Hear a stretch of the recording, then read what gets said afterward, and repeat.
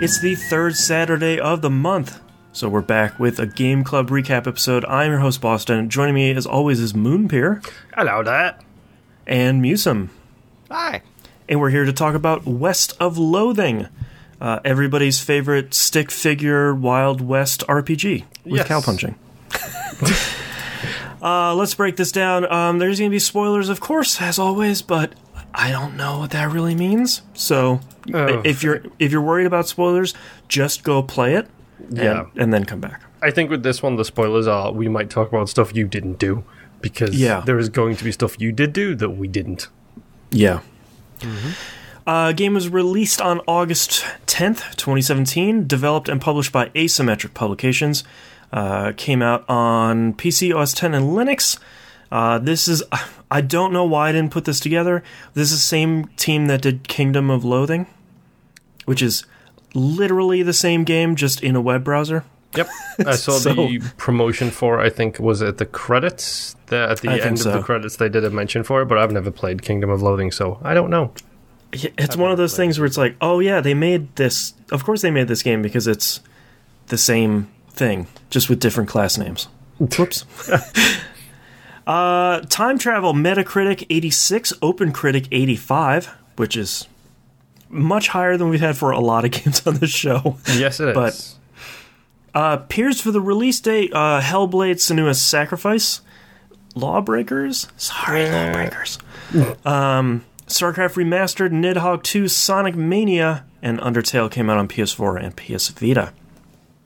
So, kind of a lot of really great games for that whole list. Last question we asked before we dive into the game: top of the pile, middle of the pack, or overlooked? I'd say top of the pile. It maybe took a little bit of time to catch on, but I think it was pretty well regarded. I hadn't even heard of this game until you brought it up for Game Club. But I'm also not somebody who... Like, I listen to my video game podcasts, but I'm not someone... And you are on one? I am on one as well, yes. Which is shocking how out of touch I am with current releases. Tune in tomorrow, folks, for some fun on that front. But, no, it's... Honestly, I didn't know a thing about it at all until you talked about it last week, and then I was hooked immediately. Yeah. I hadn't heard about it until Susie bought it for me. One of the streamers she followed, I guess, played it.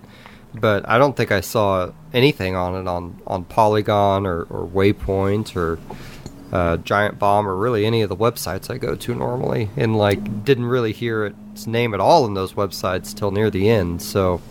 Yeah, I think we had talked about it on Pup RPG Love pretty close to its release, too. Well, that's when Susie got it for me, and I played a little bit of it. I'm like, this is great. And then I got stuck, and I never went back to it. Too much came out last year, man. Yeah. Yes. All right, let's dive into the game itself. Starting off, with what we like and what we didn't like. We'll sort of weave these together. I feel like with West of Loathing, you sort of have to talk about the writing. Yeah, because it's the thing that keeps you going through the game, and it's also probably the best written game in at least 5-10 years, maybe? Yeah, we talked about on TVGP that I don't necessarily think it's a quote-unquote funny game. I think there's some stuff in there that's really clever, but I feel like when people think of a funny game, they think this is going to be like this knee-slapping, laughing out loud, hilarious thing, but it's more about how a little bit of fourth wall breaking the game is in general, but also just the strength of some really smart, clever writing throughout the entirety of it. Yeah.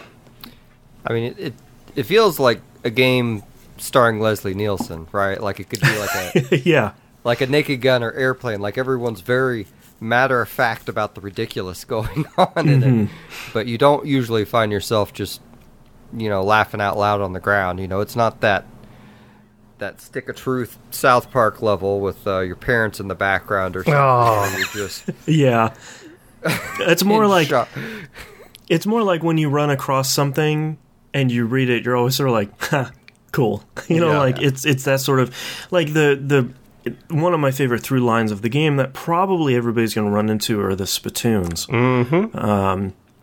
That I like that the game itself starts disgusted with you and then continues to get more and more grossed out until the end where it's like, you know what, you're going to do it. Like, I know what you're going to do.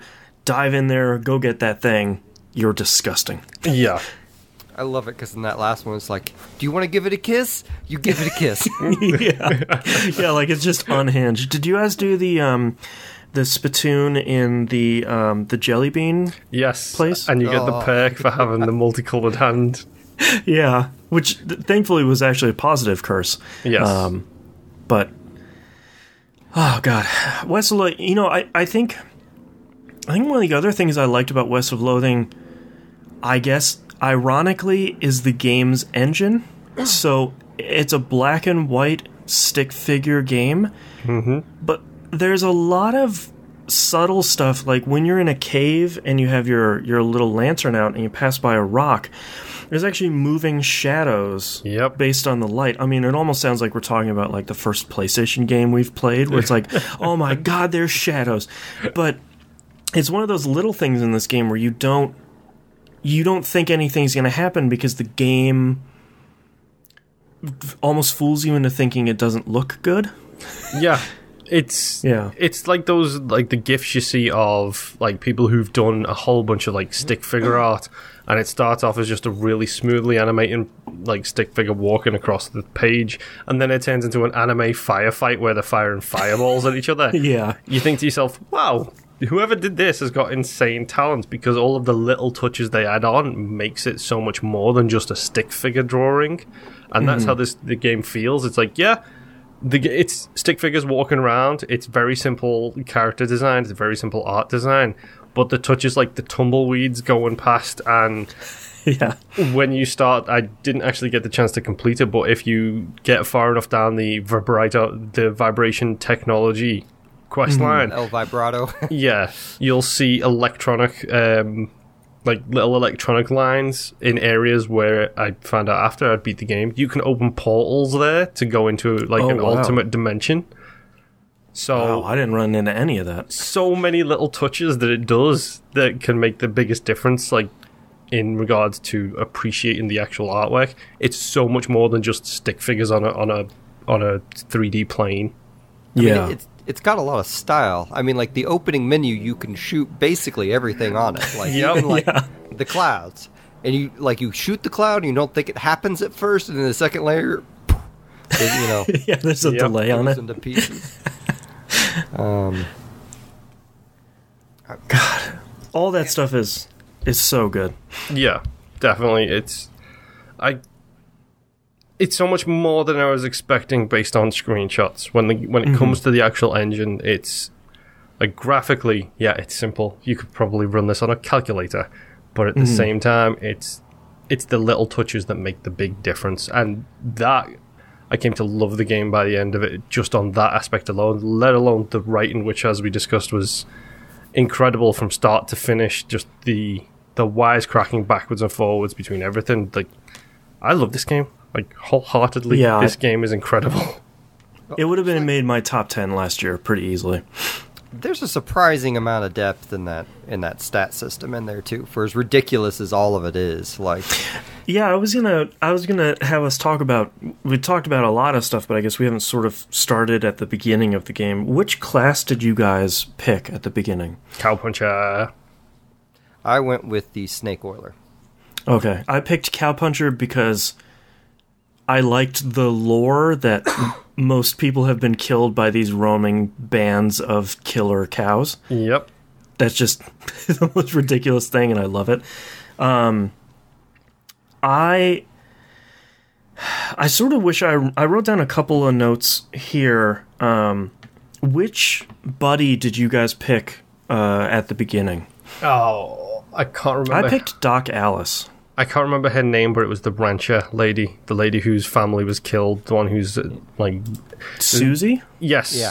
In the bar, she doesn't say anything, but if you discover her backstory, you can invite her along to kill some cows. That's one I did, too. Did you guys find the secret option? The goblin? No. No, I did not. I was speaking Goblin Tongue by that point, but I hadn't figured him out yet. Yeah, the prologue's weird, because, like, this was my... Like, previously when I played the game, I'd gotten... I think I had just gotten to the second area or something, but, like, the prologue has all these little parts that you can unlock in the prologue, and every time you start a new game, whatever you've already unlocked in that prologue, you can just skip the prologue and select them. But if you haven't unlocked it, you can't pick it. Oh, okay. So, it's kind of weird, but... yeah, like what you do is I think you get the Goblin Tongue from Doc Alice if you don't already have it, and you just go talk to the goblin in the cellar that you're hired to kill in the bar. Yes. And you can take him with you. Oh, nice. Kind of cool. Like, that's really, really cool. Yeah, I took Doc Alice mostly because I liked her as this, like, country frontier doctor that also has a huge alcohol problem. But, man, she is incredibly strong because the more skeletons you fight, the stronger she gets and the more skills she gets. Okay, so her thing was skeletons. Yeah, and, like, at some point really early in the game, she learns a skill where she just one-shots a skeleton. No matter how strong or weak they are, she just attacks them and just kills them in one shot. That would be very some helpful. of the game was pretty trivial, which is pretty great. Yes. Susie's is cows. When you kill cows, what makes sense? What text appeared when Doc Alice got stronger? I think it just said Doc Alice discovered new knowledge or something. Like it wasn't interesting. Yeah, Susie's is Susie has a grim face and notches another notch into the rifle of her gun. Susie got stronger. Nice. Oh man. I'm trying to think that I think the strength of West of Loathing is sort of the going to be the biggest weakness for us talking about this show, in that there are basically three main points in the story, which is you're trying to get this railroad company from one side of the map all the way to the other side of the map to Frisco. Yep. And you can do it in about a bajillion different ways, so that makes for a really fun game and makes for maybe a bit of a rambling episode here. So yeah.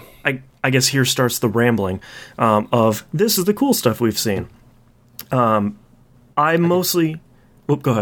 I was going to say, I can tell you about the horses. Are you guys aware of what they do? I didn't know they did anything, but I knew there was different options. Yeah, and I'm sad I didn't pick the ghost horse. Yeah, so I don't have them all memorized, but they all attract certain events to you. Like the ghost horse, you will get 2 more Nex Mex books than you would have otherwise. Nex Mex, so good. The horse with the crazy eyes gets you on track for the L vibrato stuff earlier. Okay, that's why I bumped into that so early, because I went with crazy eyes. Oh, okay. And I don't remember what the other 2 horses do, but they all have some sort of event type thing that they attract. That's kind of cool. I did not know that. That would have been helpful.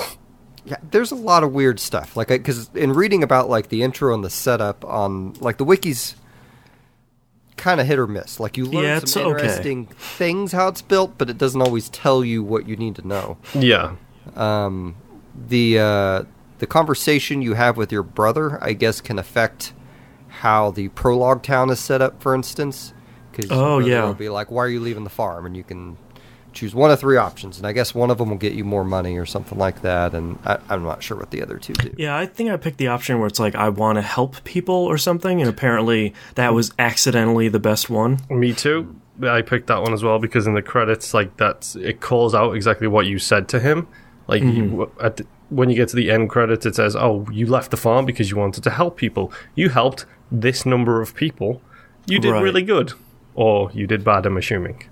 Yeah, I don't even remember what my credits said, but I picked to get off the farm because I'm a snake oiler. Like, I don't know if you guys know this, but when you're a snake oiler and you leave, the item that your parents give you is a briefcase full of snakes. That's incredible. I love this game. Like, I think that's one of the things, I think I talked about it on our Discord server. that's one of the reasons why I'm happy this game is a little shorter. I think I blew through it in about 6 hours. Is because I want to go back and play through. Like, this could be one of those games I play every year. Mm-hmm. It's like, all right, it's a rainy weekend. Like, I don't have anything to do. I'm going to play as a snake oiler this time, and I'm going to try all these different options. Or, like, I'm going to try and do the next mech's necromancy stuff this time and see how that stuff goes. You know, I think they were really smart in making this game shorter like that, because instead of saying, like, oh my god, I have to go through 30 hours to go through a whole playthrough, I'd just be like, all right, I'm going to do this real dumb stuff this time, and if it blows up, that's fine. I just spent like 3 hours. No big deal. Yeah. It, for the most part, doesn't punish you for trying things out. There are a couple puzzles that will close themselves after X amount of tries. Like the potion puzzle in the buffalo pile. Yeah, that's for the jelly beans, isn't it? For the reanimation potion. Oh, that one I didn't do. Oh, I didn't run into that. Oh, no, wait, I know the one you're talking about. It's blood before something else. Yeah. I listened to the conversations that the guys were having to try and figure out what it is, and then after a while I was just like, no, I'm lost. This is never been my forte. You see, I just was like, screw it, I'm going to try this, and kept trying it, and then one of the valves decided to stop working after like 3 tries. So, oh, weird. So that's one of them. But like, it's just like they're all like weird little minor plot points, and it's, I don't know. It's crazy how that stuff stacks up. Like, I took a lot of the necromancy books, but I didn't go all the way with it. Did you guys do the keep your auto spend XP on? Yes. Yeah. Okay. So I turned that off. Like, the first time I played through as the snake oiler, I didn't understand when I was getting what and whatnot, and I turned that off. And the snake oiler is it's kind of a buff class, right?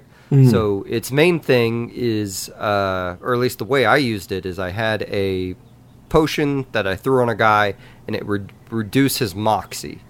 And moxie is the stat that makes you either tougher or more susceptible to bullets, basically. Mm-hmm. So, which is a really great stat. Yeah. It's a free action, so every fight I would start out just dousing the entire enemy in moxie, and then just shoot the crap out of them over the next couple rounds. It was a little bit time consuming doing it that way, but sure. It taught me a lot more about the stats than I think I would have learned otherwise. Yeah, that is something that, like, if I had a negative for the game, it's that there is so much stuff in this game, like so many stats, so many perks, so many buffs, so many everything, and a ton of items. Yeah, and by the time you're getting near even to the midpoint of the game, you just, I don't know what half this stuff is. I don't know what these perks that I've just got. I don't know what Glamorous does. I don't know what Glamorous is. I just know it was like rank 8 by the time I was finished. Yeah, I sort of, the one big interface thing that I wish they would have changed is, if you're looking at the main screen, down the lower left-hand corner, you have that pop-out menu that shows, you know, here's what level your anger is, here's what level all those sort of buffs, like permanent buffs and debuffs are. Yep. I sort of wish they would have put that in, like, the main menu of the game, where you're looking at all your stats, because some of those, it would have been nicer to see a little bit more information about, or a little bit clearer stuff, because some of that stuff is like, okay, so I have, you know, like glamour, where it's like, cool, I'm glamorous now. It's like, is that good? Am I screwing my game up? Some of that was a little bit fuzzy. Yeah. Out of curiosity, did you guys beat the game in one day? One in-game day, I should say. No. I died a bunch of times. I did a bunch of quests that required me to, like, come back in 2 days or something like that. So. Yeah, Ghost Town or whatever it's called is the worst for that. That's the one I have written down as probably my favorite quest here is Ghostwood. It's the best and the worst at the same time. So if anyone hasn't played it, like, please go play this game. But Ghostwood is so great just for the sheer hilarity of you having to run between buildings in this town and sign this form, and then, like, the game totally got me because it keeps asking a question of, like, what's your first and last name, what's your middle name, and, like, what's all these different stats. And the one time I actually got everything needed to fill out the form, I put the wrong name in. So I kept having to remember, oh, what's this BS name I put in? So for the rest of this, it took me like an hour to get this dumb quest done. I kept having to say the wrong name. That's awesome. I can't remember what the middle name was, but I always went for Justice. I was just like, yeah, it's Justice. Number 4 on my keyboard, it's always Justice. Nice. I am first name, Justice, last name. And I just kept on messing her up because I didn't have the pencil, or the pencil wasn't the right size.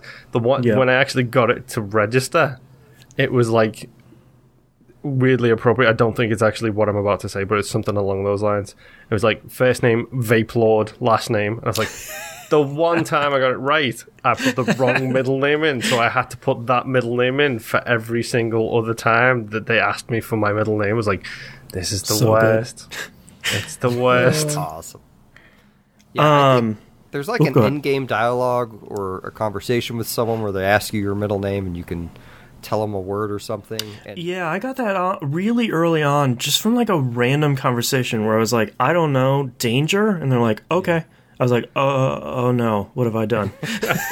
I'm pretty sure that's what I chose. So like through that whole thing, I just kept putting danger for whatever it was. But I do have to ask, if you did the Ghostwood quest line, when you went and got, because that's part of doing the favors for the mayor from the other town. I can't remember the Breadwood. Breadwood. Yes. Yeah, which is such a great town name. Did you leave your pencil behind? 100%. Yes. Yeah. I could have snapped my keyboard in half because I was just like, I'm finally done. I'm going back. I forgot my what now? I will kill you. Yep. I don't know it's just why. Just like the last screw you on this amazing screw you quest is just like, where's your pencil? And it's just like, oh God, it's in Brentwood. And the best thing is, go ahead. I was about to say, I love all the office names are like it's all regular stores. Like here's the bar, here's the mailman, here's storage. But really, this is the adjacent office of requisitions, or the second adjunct office of requisitions, which is next door to that one. And it's just you keep asking them. It's like, well, what building's that? And they're like, it's the saloon. It's like, oh God. That's probably an outstanding one of my favorite quests in the game. Is there's some really good ones like that one. Hunting down the jelly beans. Yeah, jelly beans is good. Almost all the Breadwood hunting down quests were really good, and some of them were a lot more detailed than I thought. One that I really liked was the Moonpir and I had talked about it, was the hat factory. Yep, the hat factory is incredible. Where you're hunting down 4 rooms, I think it is. It might be 5. Yeah, something like that. And you're basically going to each room, and it's 6 hats, and you have to figure out which one actually has a... 6? Come on, dude, it's 9. It's 9 in every room. Oh, it's 9, yes. You have to figure out which one has a bandit hiding under it. And it's really cool because it's like, one guy's asleep, one guy you have to activate the music for. The first 2 are really obvious. Like, you do the first 2, it's like, well, clearly it's that guy right there. It's the other colored hat. Yeah. And then you get to the last one, and you're just like, I honestly can't tell the difference, and I've played all 3 different kinds of music, which are on a 3-second loop, and I'm going crazy right now because I can't figure out what this last room is. Yeah. Oh. I think another one in Breadwood was the one where you go to that town and all of the buildings are fake. Like, and eventually you have to like go through the outhouse to go behind to sort of smush everybody with one of the buildings. I thought that one was really good. Yeah. Did you guys mess with the clowns at all? Yes, this was actually something I was about to bring up, was finding the circus in the very first zone was really incredible and really creepy at the same time. I didn't find the circus. I meant to go back and find it, and I just didn't. You kind of need to, because... Okay. I mean, correct me if I'm wrong here, MusiM, you might have this same experience with the clowns are demons from the cow hell dimension, aren't they? Something like... I wasn't sure if it was a separate hell dimension or if it was the same, but yeah, the head clown is like like Duke of the Ninth Ring of Hell or something like that, you know? Mm-hmm. Like, there is definitely some form of, excuse the pun here, beef between the cows and the clowns, because once you found the circus, you find a random encounter with a bunch of clowns, and then you can find another place which has clowns fighting cows, and the clowns are talking all kinds of smack, like this is like a 500-year-long war between the cows and the clowns. It's just like, what is going on? It's really creepy, especially when you get to the circus and you see the freak show. Oh, yeah. That is some of my favorite writing in the game, because you got the guy who's an eyeball who can't actually speak to you, so you're just talking to yourself while talking to him. The mechanical lady and the gentleman who has got the front of his body on the front and the back, so when he turns around and he resits down again, it describes like all of his bones cracking as they bend the other direction. But weirdly, they're all in chains and they seem to be prisoners. Oh, huh. It's like, the circus is so much fun and so creepy. I don't think I got far enough into it, is my big thing with it, because I did a lot of it and I thought, I need this other thing to do it, and then just kind of got sidetracked by the million other things that are in this game. Yeah. It's that's actually one of my gripes on the circus specifically, because to kind of finish out the circus stuff, you got to basically go meet whatever his name is, Barnaby Bill or something like that.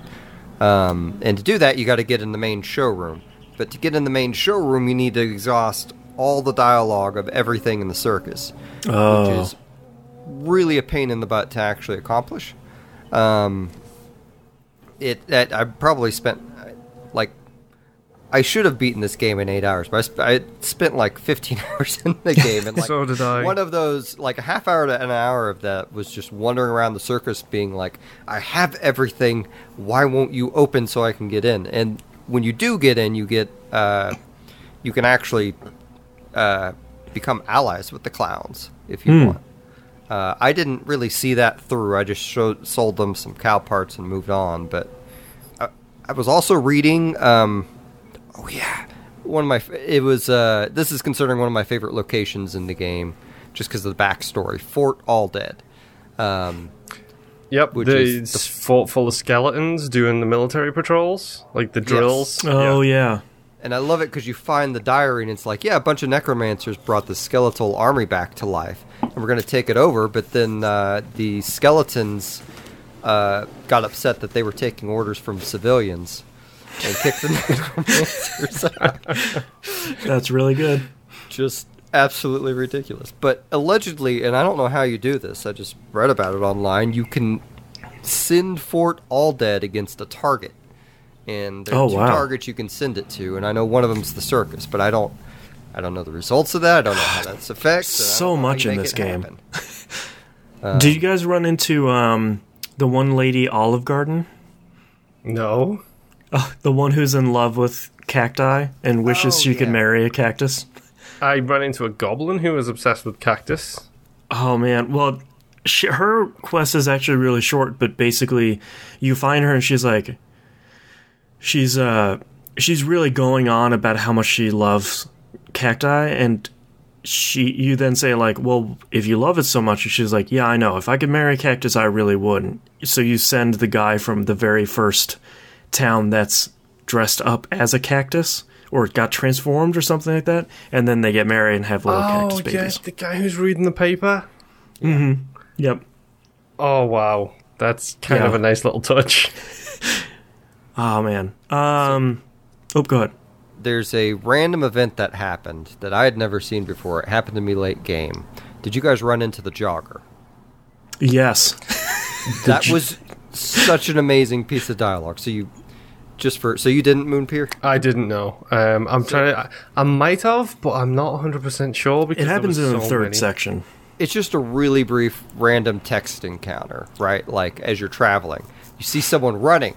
They're slow running. You're like, what are you doing? And they're like, I'm jogging. You're like, what's that? I'm like, I just invented it. It's where you run really slow over a long distance. And you're like, you can't escape a bear that way. How can you get away from a cow or something? Why don't you just ride a horse?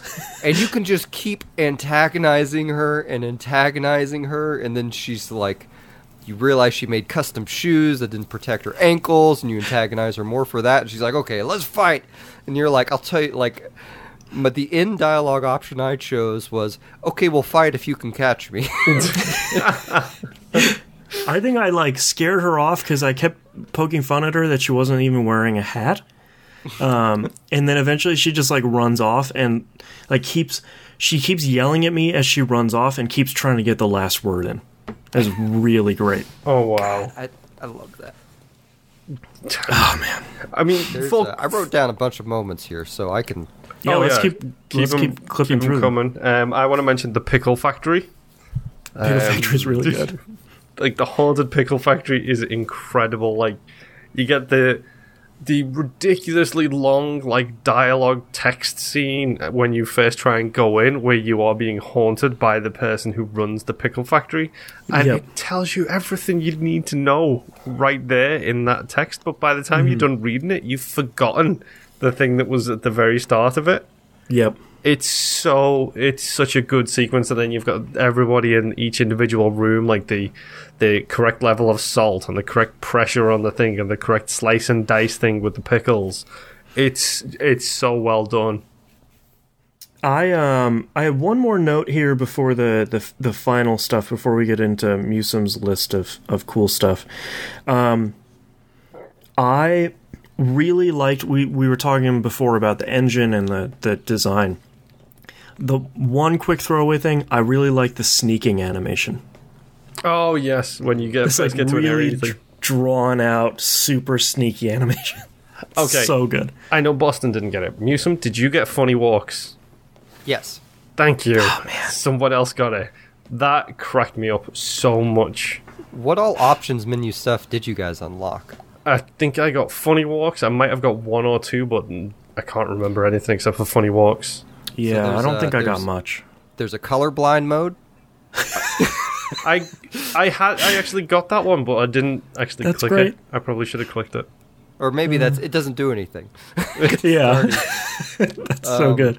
There's a nostalgia mode, which I kept mine in, and it just makes like the whole page like kind of a tannish color with like the edges a little darkened. That's a nice cool. touch. How do we think? We said stupid walk. I feel like there's one more that I'm forgetting, but it doesn't matter. But there's a few of them. Yeah, that's really good. Funny walks cracks me up because it was one of those things where I had it on for the longest time. I did turn it off eventually, but I just kept it on because it was so funny seeing the different walks. Like when he's doing the worm to walk and he's just worming across the map. But then you go into a cave and he starts riding his lantern like across the screen, or like rolling with it, holding the lantern perfectly straight and rolling it, like that's putting it on his head and doing like the stereotypical Egyptian walk with this lantern on his head. Right. It's so funny. Oh, man. I probably had that on for half of the game just because they kept on cycling out different animations in different areas. It was so much fun. Man, it's pretty great. I mean, it starts with that default option for best text mode, where it'll change everything to Arial. Yeah. Oh, yeah. It says, please don't do this. Yep. I really like that. Not gonna lie, I did it. I did it at the start, at least. I clicked it just to see if it would do anything other than change the text, and it did. Yeah. All right, MusiM, what else do you have on your list of cool stuff you ran into? Okay. I want to mention 3 more things. Did you guys let your pet raven go at the beginning? Yes. And did you, when you encountered Emperor Norton, yes, the lady... did you resolve it by getting on the train or by giving him a crown? I didn't have a crown. Okay. So you did the train one. Okay. Yeah. So you got to see your raven come back. Yep. Yeah, so before we get on the train, there's a really great joke because he infects you with his ant-eye virus, which is Norton's antivirus. I didn't even make that connection. Oh, I didn't put that together. Yeah, that's really good. And it's also, Emperor Norton is also a really great reference because there was a guy hundreds of years ago that tried to become the emperor of San Francisco, and he tried to crown himself as Emperor Norton. Oh, wow. So it is a really good reference, even though no one likes it being called Frisco. Yeah. I did like the effect that the ant-eye virus... I can't believe I missed that one. Yeah, I said it out loud because I'm like, this is an antivirus? Oh. That's... I really liked the train because I feel like one of the strongest parts of West of Loathing is at any encounter, or for a lot of these events we're going through, there are often at least 2, if not 3 or 4 ways to resolve it, where it's like, all right, I have enough moxie to beat this, or I can intimidate them, or I can speak goblin so I can get through that way. I really liked that taking down Emperor Norton sort of put all, like, 4 or 5 of those things back to back. Like, one of them is if you have a high enough lockpick skill, which is another minor gripe of mine, which is I sort of wish it was easier to figure out how to level up some of these skills. Mm-hmm. You could pick this key and then go through, and I had enough people. One of them is like MusiM was saying, if you let your Raven go at the beginning of the game, he just attacks Norton, and then you can leave. There's that room of people where you can try and grab enough people to sort of intimidate him. That's what I did. I said, me and this army. Yes. So I didn't think... I'm pretty sure the Raven or Crow or whatever he was, I think he just befriended one of the new passengers when I came by. Oh, is that it? Okay, that's what I did. I was getting confused. Something else might have happened there, too. I don't know. On the stat thing, by the way, I think I really actually prefer it with assigning my own skill points. Yeah. It just gives you a pile of XP, and you just funnel it into whatever you want. Mm-hmm. And it takes all the guesswork out of it. Yeah, that's actually one of my gripes. I have 2 here that I wrote down, and they're both sort of related. The one is I really wish there was a quest tracker in the game. Yep.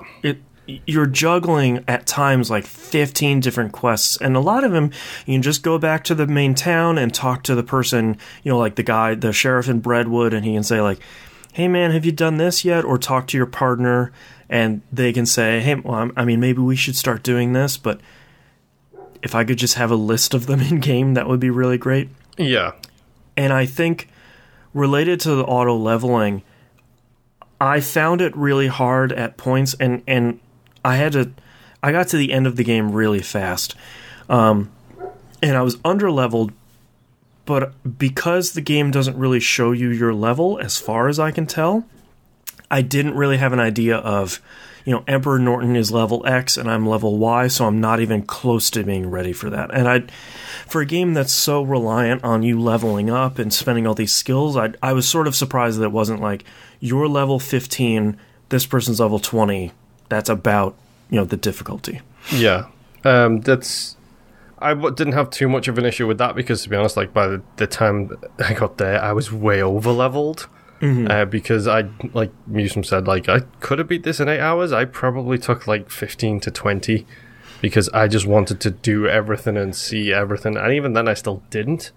But I don't know what it was, but going around, getting all of the locations, finding as many secrets as I could. By the time I got to Norton, he was a cakewalk for me because I'd unlocked the 1, 2, 3 combo.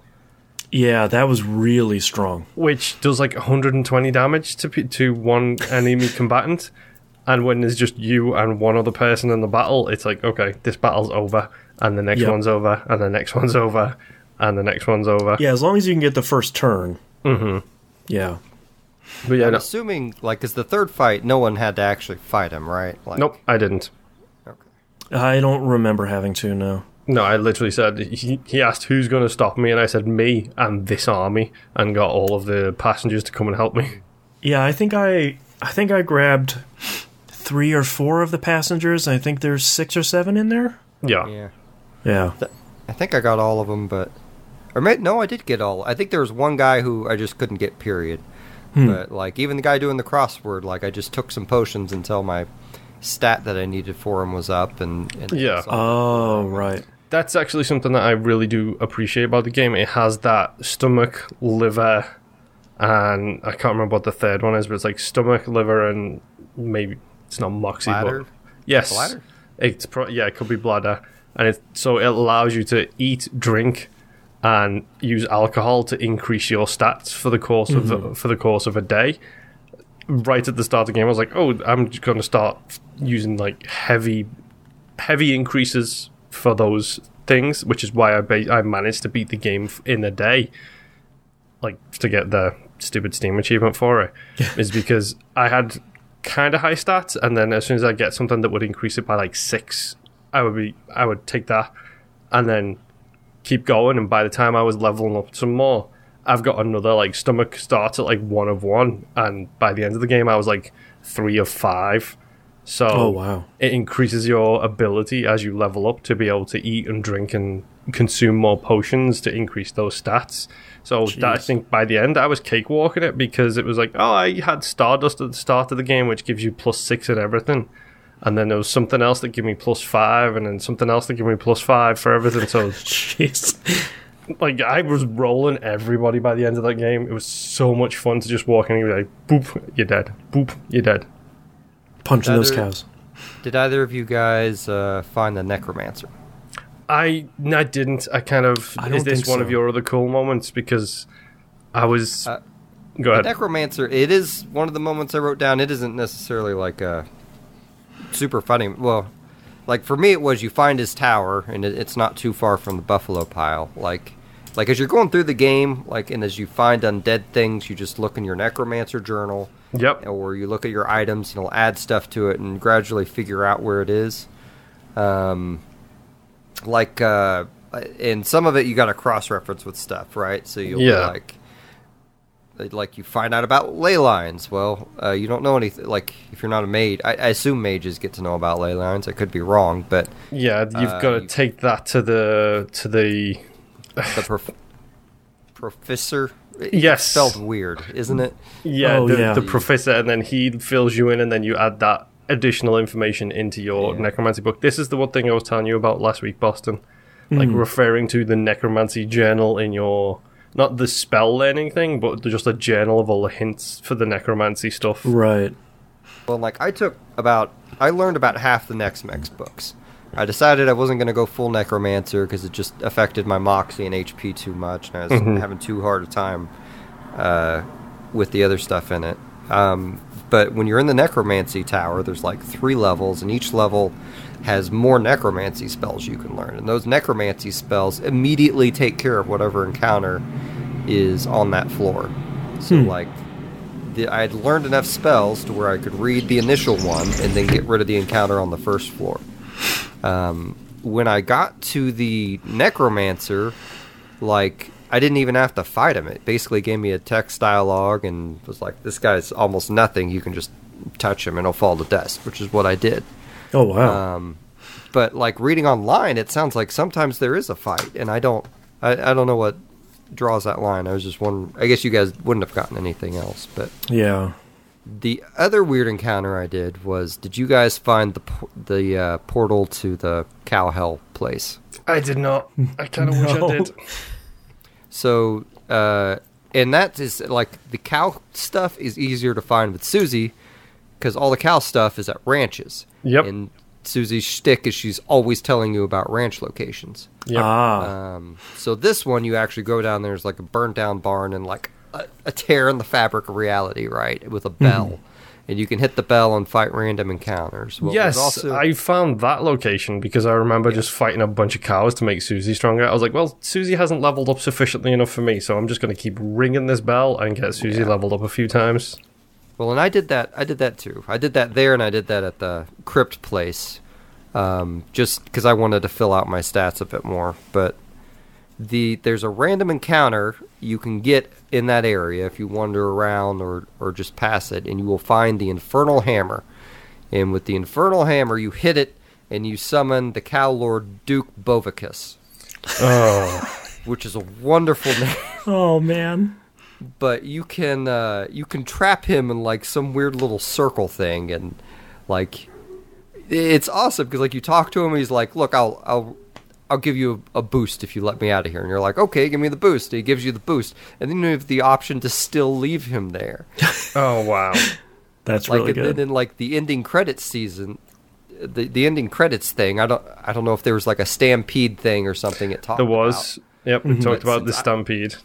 Since I had trapped Duke Bovicus, the stampede didn't know where to go and was aimless and didn't do any harm. Oh wow! When I got that, it talked about how an army of clowns came out and fought back the cows. Jeez, that's so good. Oh man, clowns are so creepy in this game. But yeah, I think that's all the moments I wrote down. Yeah. Which I feel like we're sort of getting to the end here. Anyone have any sort of last loves or gripes about West of Loathing? Not off the top of my head. My only other really love was the fact that me and MusiM screenshotted the exact same thing. Yeah, same Pennywise it joke.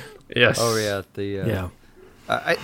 I think there's a lot of really cool stuff and really cool unlockable stuff in that game, but I think like at the end of the circus, like they give you a year's supply of dynamite, but I can't imagine stat-wise that you would have gotten there.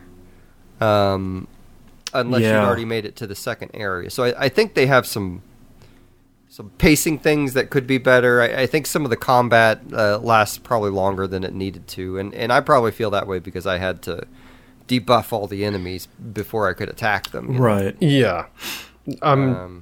The thing I love most about this is it's like we've talked previously, especially on TVGP, about the paralysis of choice that you can run into in like an Assassin's Creed game or anything like that, where you pop into this open world and there's a million things to do and you don't know what to do. You kind of get lost in that options. Whereas I feel like the reason that this game, it still has tons of choices. It unlocks more and more and more as you go as well. So you start off with one or two, and then before you know it, you've got 50 things on your map. The biggest difference I feel is the thing this game does so well is every time you go to one of these places, you are making progress, getting rewarded for it. Yeah. And more importantly, they have purpose and they have meaning. It's not just go there to get some rewards. There is so many ties into all of the different plot lines. There's the alien technology, there's the cow hell space, there's the clowns, there's the necromancy, there's so much stuff. We haven't barely talked about the goblins. Like there's so much like story content included that's not even necessary, but it feels rewarding to go to all these different places and get little hints of all of the different story, and then you go follow what you want to go and follow. Yeah. Well, and each, what I like is each location has, like we talked about, so many options about how to, if you have high moxie or you have high strength, there's almost always going to be an option for you to use your primary skills or primary stats to get through an encounter.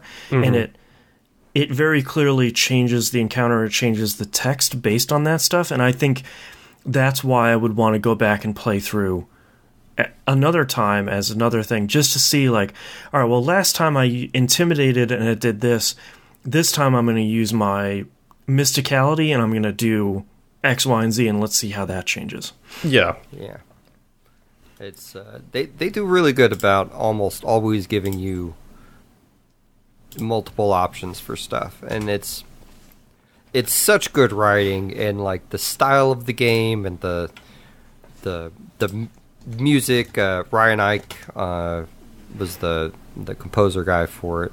I think just fits the mood of it perfectly, and he nailed it really well. God, we didn't even talk about building up dirt water. Like, yeah. The new buildings moved in there. Yep. Get the band together at the bar too, and like, God, there's so much stuff. Yeah. Man. All right. Well, I think we could probably spend about another hour talking about West of Loathing, but if you've listened to this far and you haven't played it, just go play it. It's less than $10. It's incredible, and I cannot recommend it enough. But that's this month's game. So let's talk about the next game chosen by you, the patrons. It was yet another really close round, but as yesterday's poll closed, the Swapper won. This is the puzzle platformer time travel-ish thing. Yep. Yeah. This came out on a lot of platforms, so let's break them down because you probably own one of them. PC, OS X, Linux, PS3, PS4, Vita, Wii U, and Xbox One. Yep, I already own it on the Xbox One. Yeah, I have it somewhere. I'm pretty sure it was a PS Plus game 1 month. That's what I was thinking, yeah. And I think I got it in a Humble Bundle, too, so I think I have it. Check your Steam library, it's probably already... Like Left 4 Dead 2, it's probably already there. Yeah. I know nothing about this game. I actually thought it was a multiplayer-only game, so... yeah, I'm already I believe it's basically primarily a time-traveling puzzle game. So I'm pretty pumped. It's pretty different from what we've picked before. So, the Swapper will be our next game. We'll have 4 weeks to talk about that. And we will see you again next month. Bye-bye. Bye.